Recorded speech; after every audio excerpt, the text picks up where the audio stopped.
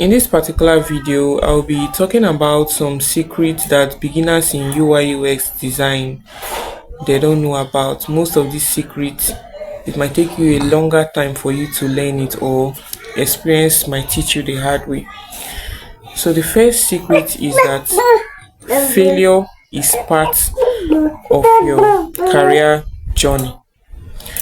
So because most times when we finish from boot camp, we might feel like everything we have learned, personas, user research, like most times when we are being taught design process in boot camp, we always feel it's a smooth ride. But in reality, when you are applying those things you have learned in boot camp to a project, it's not actually a smooth ride. There are some times that your project owner might require some level of expertise from you. You might be the only designer in the team, and some things that you might be experiencing in the team might be something that you didn't learn in design school. So most times failure can come in different ways. Most times when you are being required to do a particular thing in a project and you discover that you don't have the expertise, or will I use the word technical know-how on how to perform that particular task, and it looks like you are very dumb. Most times, like, it looks like you can't produce results.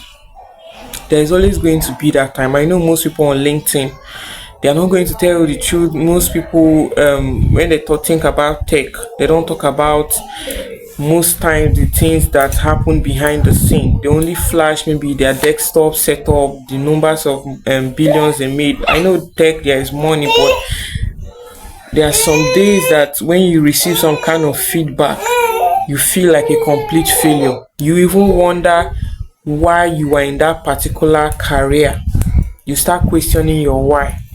I want to let you know that those failure moments is part of the journey, because at the beginning phase of your career journey, you are not supposed to have everything figured out, because you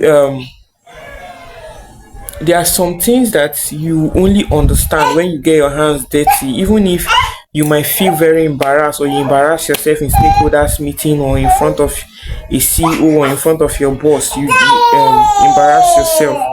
Those things are part of the journey. I was listening to a senior designer. He said that one of the things that made him a senior designer was him during the days where he embarrassed himself in front of meetings, in front of his bosses, all those kind of things. He used all those his failure as resources to build his life.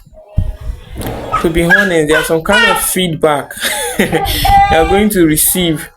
You'll be asking yourself different questions. Most times, tech is going to push you to the point that you need to learn how to read wild. I don't know if it's just me, but this is the first tip that nobody's going to tell you about tech. The days of failure, the days where you are going to feel a complete fool. So the second tip is documenting your design. I learned this the hard way, because the second tip is documenting your design. I learned this the hard way, because there are some projects, especially when you are handling a very big project. There are some projects that you cannot carry the whole concept in your head. Even big companies like Slack, like Microsoft, they have design systems where they used to document their work. So how much more you as a designer, you need to document every process, because most times it's going to come out very handy during developers hands off, when you be feeling, oh, you are done with all your designs, and the developers will be asking you, we don't understand this flow. Even if they are looking at the design you have done, most times some developers will be like, I don't understand what's happening here, what happens next? So you need to learn how to leave annotations on your designs, a simple explanation of what each flow is talking about. If you don't really know much about documentation, you can just do a simple search on YouTube and search for documentation, design documentation, UI/UX, you see a lot of videos that is going to open your eyes, because when you are handling a very big project, that's when you realize that there are some things that you can't carry in your head, and sometimes the project owner might be looking at you like somebody that doesn't understand the scope of the project. So you need to document your work, document every process, every changes being made, every iterations, and why the changes were made. I learned this the hard way. The next thing I learned the hard way is learning how to read.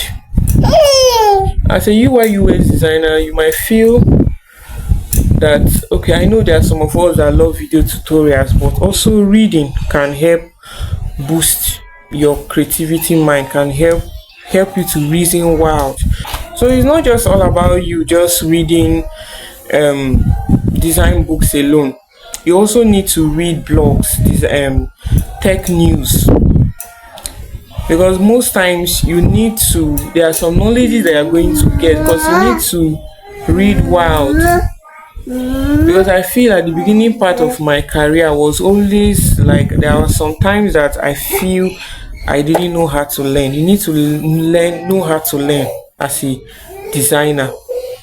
Most time it can take you years for you to realize this. You need to also learn how to read documentation of big companies. Like for example, we have this thing designed by material design, design system by Apple, and even Google. All those things. Google own is material.io. So you need to learn how to read these design systems, because it's going to help you. Because most times I feel the best way to learn is when you're actually facing a problem. Because most times, because you have a particular problem you are trying to research on, or you're trying to you have a particular problem you are facing, most time it can make reading and learning about how to solve that problem very, very interesting. So one last secret that most UI/UX designers don't know is that you can learn how to be creative. So in my beginning days of being a designer, most of the things that most of the places I was always going to get inspiration was from Behance, Dribble. I know there are some other websites, Mobins, but you can learn how to be creative. There are so much resources on YouTube that can teach you how to be creative. How to be creative. Most times you can even get creativity from your environment. You don't only get creativity from looking at other people's design, from the way things work in real life. You can get creative ideas from them. So these are things that I had to learn the hard way in my career. So see you in my next video. Thank you so much for watching.